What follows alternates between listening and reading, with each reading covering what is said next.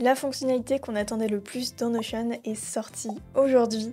Il s'agit des graphiques. Avant, on devait passer par des outils externes si on voulait en créer et du coup visualiser nos données. Et aujourd'hui, tout est désormais en natif. Cette nouvelle vue de base de données va complètement changer la façon dont on organise les databases et dont on fait des tableaux de bord. Je m'appelle Lou, je suis consultante certifiée Notion et aussi ambassadrice. Et grâce à ça, j'ai eu un accès anticipé aux graphiques. Donc ça fait à peu près un mois que je les teste. Je vous le dis, le jour où j'ai eu l'accès, j'ai passé vraiment une soirée à en mettre partout sur mon espace Notion. Donc je vais avoir plusieurs exemples à vous montrer et puis on va voir les fonctionnalités ensemble. On va pas attendre plus longtemps, j'ai hâte de vous présenter tout ça. Donc on va passer directement sur Notion et je vous donnerai ensuite des détails sur le pricing et aussi, comme d'habitude avec les nouveautés Notion, mon avis sur la fonctionnalité. Alors on va commencer avec quelques exemples sur mon Notion à moi. Donc je vous emmène sur mon espace de travail où justement pendant ce mois de test j'ai mis des graphiques littéralement partout et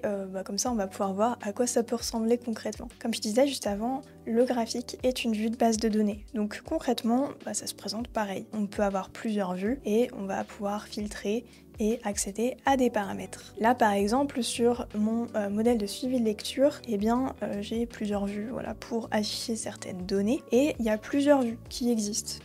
J'ai autant des camemberts que des graphiques à barres, il y en a plusieurs. Tout ça, ça me permet de suivre un peu mes performances et d'avoir un petit peu d'informations sur ma bibliothèque. Dans mon journal quotidien que j'alimente aussi tous les jours, je vais avoir plusieurs vues de graphiques. Je fais mes statistiques du mois en cours parce que dans ce journal, je mets les habitudes que j'ai complétées, mon niveau d'énergie, mon niveau d'inspiration, bref. Tous les jours, en fait, je vais avoir plusieurs choses à remplir par rapport à comment je me sens et comment ça s'est passé. Donc tout ça, ça me permet d'avoir des stats. Donc j'ai mes stats du mois pour suivre un petit peu comment je m'en sors. Là on voit qu'au début du mois j'étais pas mal, mais en soi je suis plutôt irrégulière. Et ensuite j'ai mes moyennes générales qui elles sont calculées mois par mois, contrairement à au-dessus où c'est jour par jour. Là j'ai un affichage en courbe, mais aussi on peut avoir des affichages en barre pour également tout un nombre de données. Sur la planification de mes contenus, alors j'en ai un autre avec le suivi de mes performances, mais je vais plutôt vous montrer celui-ci parce que je peux voir en fait tous les posts que j'ai prévus, que j'ai rentrés dans ma base de contenu, et on peut voir réseau social par réseau social, combien j'en ai en tout.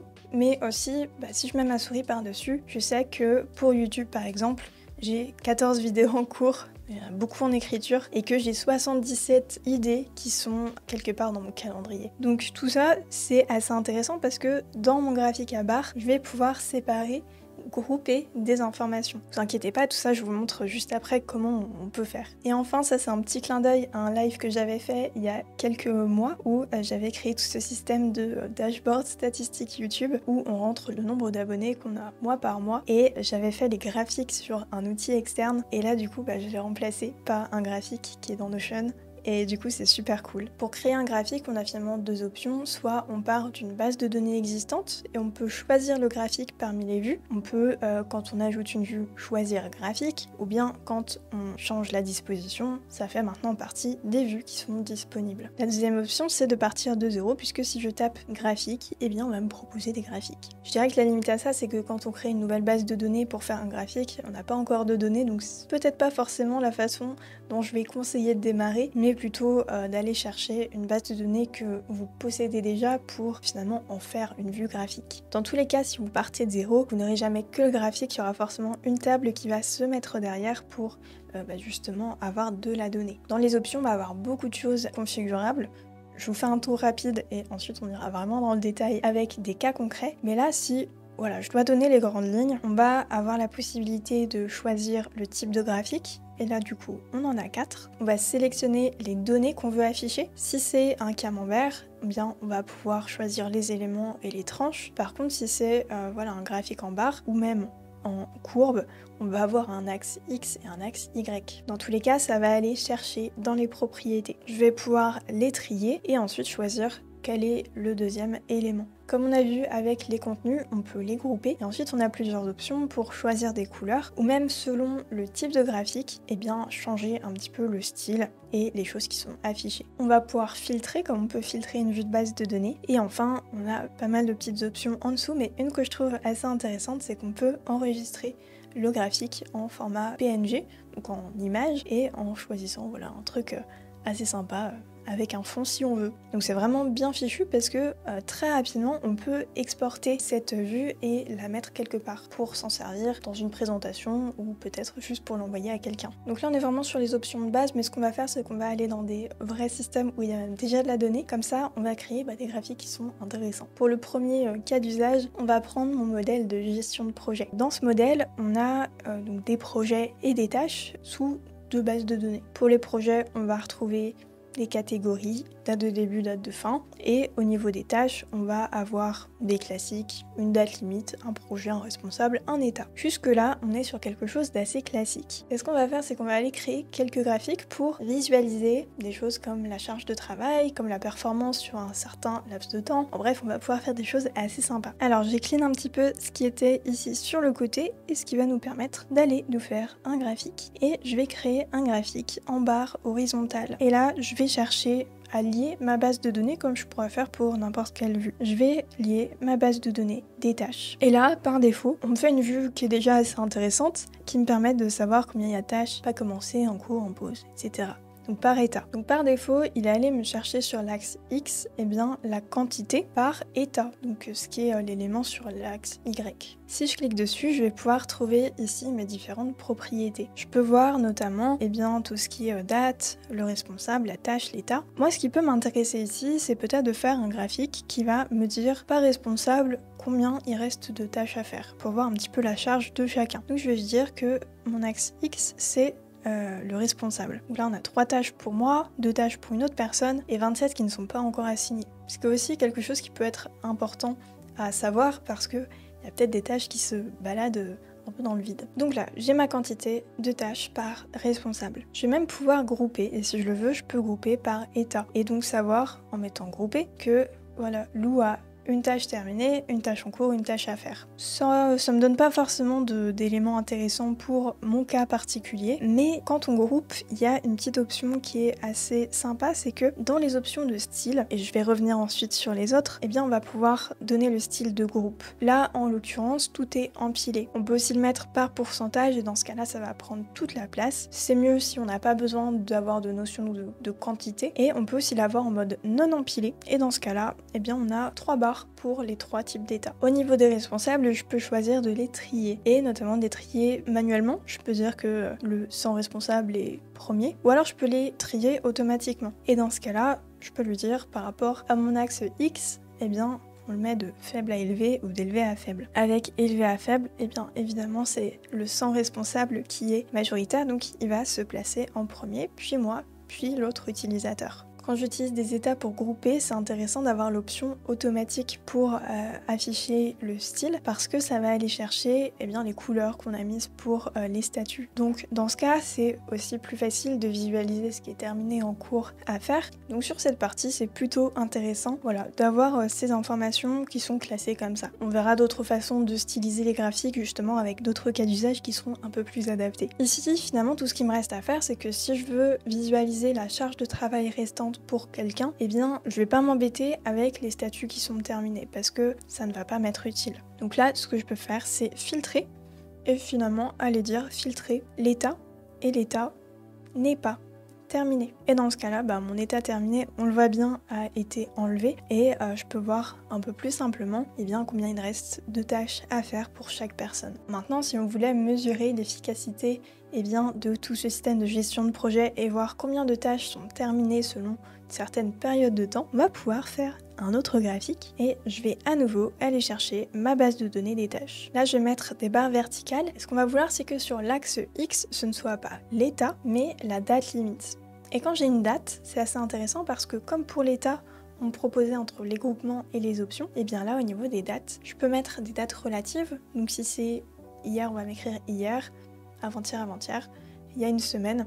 En bref, ça va être relatif à la date du jour. Dans mon cas, je veux plutôt être intemporel et que peut-être chaque semaine, je puisse voir combien de tâches ont été effectuées. Et là, ça va aller se classer automatiquement du plus ancien au plus récent. Je peux omettre les valeurs nulles si ici le sans date limit ne m'est pas vraiment utile, comme ça il s'affiche pas. Et maintenant sur mon axe X, je vais pouvoir mettre tout simplement la quantité. Si je veux aller aussi dans le détail comme j'avais juste avant, éventuellement je peux mettre par état, comme ça je peux voir peut-être sur la semaine du moment où est-ce qu'on en est, est-ce qu'on est plus ou moins en retard ou au contraire, on avance. Pour ce graphique, je ne vais pas grouper, je ne vais pas cumuler. Le cumulatif, c'est intéressant quand on a des valeurs qui viennent s'additionner. Et je me permets un petit aparté, voici un exemple où le cumulatif peut être utile. Là, par exemple, j'ai mon modèle de gestion des finances, dont une vidéo sort très bientôt, et dans les graphiques, j'ai la balance cumulative. Donc là, c'est utile parce que chaque mois, il va me faire la somme de tous les montants.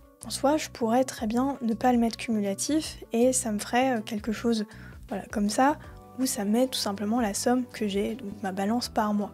Sauf que là, je veux savoir, au fil du temps, combien j'ai accumulé ou combien j'ai perdu. Donc le fait que ce soit cumulatif, ça va prendre en compte chaque mois et tous les cumuler ensemble. Ce qui me permet de savoir que là, en 4 mois, eh bien, j'ai réussi à épargner ce montant. Alors si on revient à notre gestion de projet, eh bien ici c'est pas forcément ce qui est le plus utile. Donc on va tout simplement ne pas le cocher. Et ensuite sur le style, eh bien là ça va peut-être plus être intéressant d'aller chercher des couleurs parce que là le fait que ce soit en mode automatique, ça n'a pas vraiment d'utilité puisque ça ne va pas vraiment me donner de repères visuels. Donc là c'est assez sympa, j'aime bien, il y a plusieurs couleurs dont une qui n'existait pas encore sur Notion, le turquoise. Voilà, moi j'aime beaucoup le bleu, si vous n'aviez pas remarqué. Donc je vais mettre mon graphique en bleu. Et là dans le style, il y a quelque chose qui est intéressant, c'est que on va pouvoir mettre les couleurs par valeur. Ce qui veut dire que les valeurs les plus hautes, donc là les 6 tâches qui étaient sur cette semaine-là, vont être d'une couleur plus intense. Au niveau des autres paramètres, on peut contrôler la hauteur du graphique. Si vous êtes sur des grosses quantités ou des quantités qui varient beaucoup surtout, eh bien peut-être que là,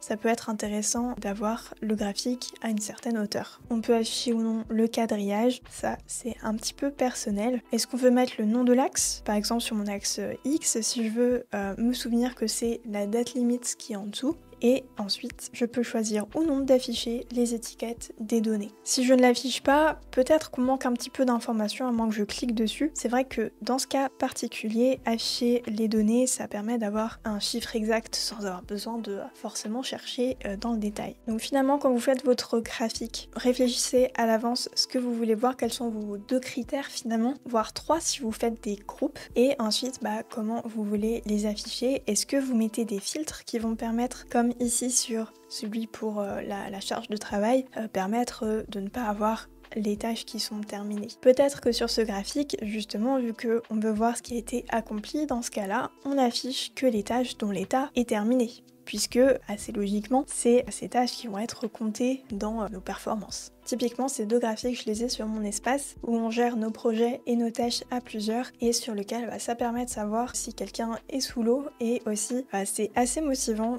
pour nous en tout cas d'avoir un graphique qui nous dit combien de tâches on a réussi à faire.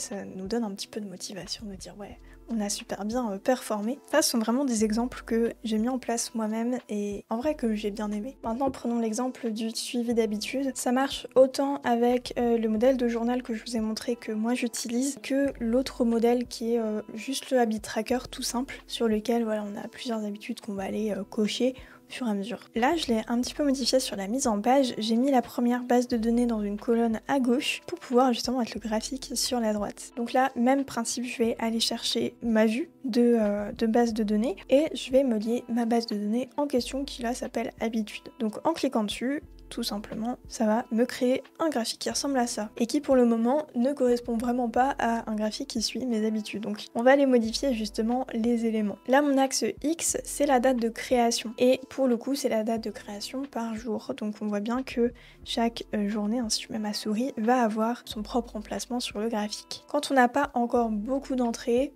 c'est bien. Moi, en l'occurrence, ça fait peut-être 8 mois que j'utilise le modèle de journal, donc je ne pouvais pas mettre le contenu de jour de 8 mois. Ce que j'ai préféré, c'est d'aller chercher dans ma date de création le mois. Après, c'est très personnel, mais vous allez voir que quand il y a beaucoup d'éléments, ça fait quelque chose qui est déjà un peu moins lisible. On va laisser du plus ancien au plus récent, et c'est surtout au niveau de l'élément à afficher que ça va nous intéresser. En l'occurrence, la quantité, il y a une entrée par jour, puisque chaque jour je traque mes habitudes avec des cases à cocher. Chaque jour, il y a une nouvelle entrée, en gros, qui vient s'ajouter. Donc c'est pas vraiment la quantité qui va m'intéresser, c'est plutôt ma propriété qui s'appelle avancement. Et la propriété avancement, c'est tout simplement une formule qui vient me calculer le pourcentage au fur et à mesure que les cases sont cochées. Donc c'est plutôt ça que je vais aller chercher. Et là on me demande l'avancement, est-ce que je veux la somme, la moyenne, minimum, etc. Pour le coup, vu que là je suis sur jour par jour et qu'il y a une seule entrée par jour, je peux mettre la somme. Et dans ce cas-là, on voit un graphique super qui me met bien les infos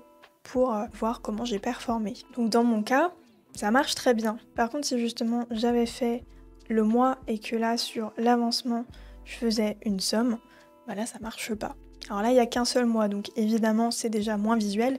Je vais aller tricher un petit peu et ajouter une date antérieure, comme ça on va avoir un graphique qui ressemble à quelque chose. Mais le problème n'est pas là, c'est que si on met l'avancement par somme, eh bien là la somme c'est 1025%, donc c'est pas ce qu'on veut. Quand vous avez des barres de progression comme ça et que vous groupez des dates ensemble, donc il y a vraiment plusieurs entrées, à aller chercher la moyenne. Et là on arrive à un résultat qui va plus ressembler au fur et à mesure à ce que je vous ai montré au début avec mon propre suivi d'habitude, et au fil des mois justement vous allez avoir les données qui vous intéressent. Et en soi c'est pareil, si je mettais par semaine l'avancement, il faut bien que ce soit une moyenne pour que ça fasse un vrai graphique comme il faut. Petite option intéressante, sur les graphiques de courbe, les options de style sont assez sympas aussi, puisque on l'a vu, il y a la hauteur, quadrillage, etc. Mais aussi, on peut mettre une smooth line et faire en sorte que, c'est pas des angles durs, mais vraiment des choses qui sont un petit peu arrondies. Ce qui est bien quand on commence à avoir plusieurs mois. Dans mon cas, j'ai gardé vraiment les angles, mais effectivement, moi j'aurais aussi pu mettre ça comme ça. J'avoue que personnellement, je préfère quand la mise en page est un peu plus carré, mais évidemment c'est à l'appréciation de chacun. Et au niveau des graphiques en courbe, dans le style on peut aussi choisir si on veut mettre une zone de dégradé. C'est assez joli, donc ça nous permet d'avoir quelque chose d'un petit peu plus visuel, et encore une fois qui correspond je trouve à la façon de designer Notion qui est très simple, très épurée, et du coup ça s'intègre parfaitement à l'outil. Bon, on a vu les graphiques en barre, en courbe, et maintenant on va aller voir une autre façon d'afficher les graphiques qui est en camembert. Alors là je vous emmène sur une partie très intime de ma vie, c'est ma base de données de mes thés et de mes infusions. Oui, je fais ça. Dans cette base de données j'ai tout mon stock de thé dans laquelle tout est catégorisé par type de thé, et en addition dans mon journal dès que j'en bois je l'indique, comme ça je peux me faire un petit peu mon top de façon automatisée. Je ne demande à personne d'être aussi strict dans sa façon de gérer ça, mais là en l'occurrence c'est intéressant d'aller utiliser, alors ils appellent ça l'anneau, c'est un camembert s'il vous plaît, et sur lequel je vais pouvoir voir mes différentes catégories. On voit que je suis très fan de thé vert, c'est la majorité de ce que je possède, et là par défaut il va me chercher la catégorie, donc ça m'arrange bien. Il va aller chercher la quantité, donc là j'ai 17 types de thé qui sont enregistrés, et là je peux voir assez facilement qu'il y en a 12 qui sont du thé vert par exemple.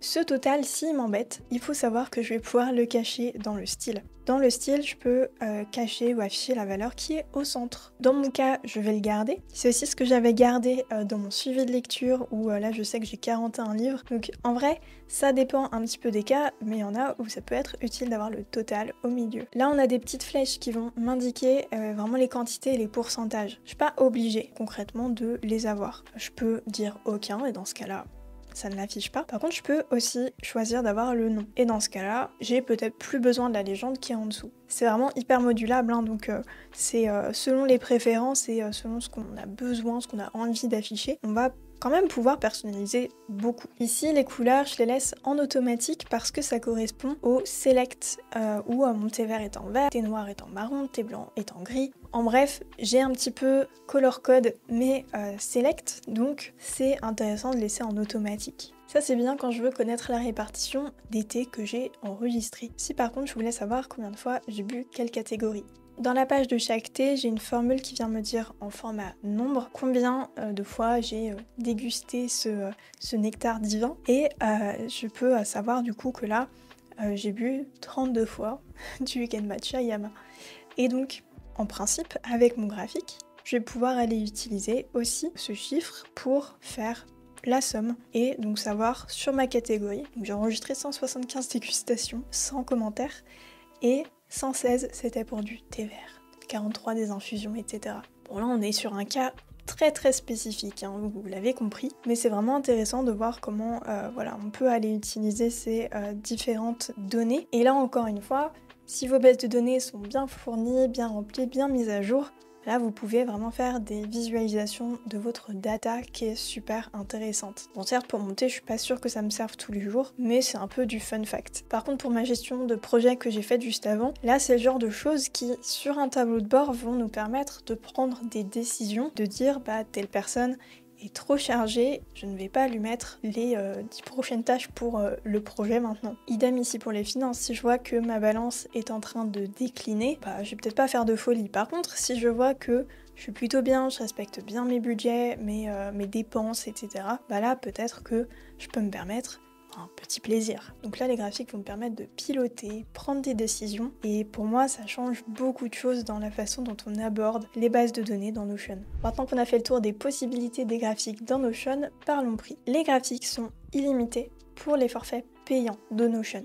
Donc les forfaits plus business et entreprise. Pour les utilisateurs du plan gratuit par contre, on va pouvoir les essayer avec un maximum de 1 graphique sur l'entièreté de l'espace Notion. Du coup ça vous laisse la possibilité d'aller tester, un peu bidouiller dans les fonctionnalités pour découvrir comment on s'en sert. Par contre effectivement si vous voulez vraiment faire des gros tableaux de bord avec les graphiques, là ça ne va pas être possible. Si vous téléchargez un modèle Notion qui contient des graphiques mais que vous êtes sur le plan gratuit, si ça excède la limite de 1 graphique, eh bien vous allez voir les vues mais vous n'allez pas pouvoir voir le graphique à l'intérieur. Normalement il y a un message qui va vous dire que justement c'est pas accessible pour vous parce que vous êtes sur le plan gratuit. Et du coup qu'il faut augmenter sur un plan payant. Maintenant que vous avez toutes les informations sur les graphiques, je vais vous donner mon avis dessus. Bon personnellement, vous l'avez peut-être compris, je suis totalement conquise. De base je suis très fan de data, les statistiques j'adore. Donc là la possibilité de pouvoir visualiser ces données sans passer par un outil externe, j'avoue que j'apprécie beaucoup. Le fait de visualiser, ça rend les choses plus claires, plus concrètes. Bon j'avoue que j'ai peut-être mis dans mon espace des graphiques qui sont pas forcément utile dans la vie de tous les jours, mais j'étais trop enthousiaste quand j'ai démarré. Au début, quand il y a eu l'accès anticipé, il y avait encore des petites choses à corriger, mais en seulement 1 mois, justement, on a fait plein de retours à l'équipe entre les ambassadeurs et les champions, et franchement, il y a la majorité qui ont été corrigées ou des petites fonctionnalités qui ont été ajoutées. Aujourd'hui en l'état, pour une fonctionnalité qui sort, je trouve qu'il y a beaucoup d'options et j'ai hâte de voir peut-être d'autres vues, d'autres graphiques qui pourraient sortir, parce qu'en vrai, il y a plein de choses à faire. Les options de personnalisation sur le style, elles sont vraiment sympas. Je trouve que c'est même plus joli que ce qu'on peut trouver vers les outils externes parce que là on est vraiment sur l'esthétique de Notion. On est, comme je disais dans la vidéo, sur le style qui est très épuré, très simple et le design de Notion est au rendez-vous. Finalement la seule chose qui me tracasse un peu, c'est que les personnes qui sont sur le plan gratuit risquent d'être un peu déçues quand elles vont chercher des modèles qui contiennent des graphiques puisque elles ne pourront en avoir qu'un. Je sais que ça va apporter beaucoup à certains de mes modèles Notion, donc j'ai hâte de les mettre à jour, mais évidemment il y a certaines personnes qui pourront pas en profiter. Mais en vrai je pense que beaucoup de personnes qui étaient encore sur le plan gratuit et qui hésitaient à passer au payant vont sûrement y voir assez de valeur pour passer le pas. Jusqu'à présent la limite c'était surtout sur les automatisations qu'on pouvait pas créer soi-même, sur le poids des fichiers et sur la limite des 10 invités, ce qui en soi ne changeait pas la face du monde quand on utilisait Notion. Là, à mon avis, les graphiques, ça va tout changer. Dites-moi en commentaire ce que vous aussi vous pensez de cette vue. Est-ce que vous l'attendiez autant que moi? Et si vous avez des cas d'usage que vous aimeriez que je vous montre, c'est avec plaisir, n'hésitez pas à me les indiquer aussi. D'autres vidéos et lives arrivent très vite pour continuer à explorer ensemble cette fonctionnalité des graphiques, donc abonnez-vous si vous souhaitez voir passer tout ça. D'ici là, je vous dis à très vite.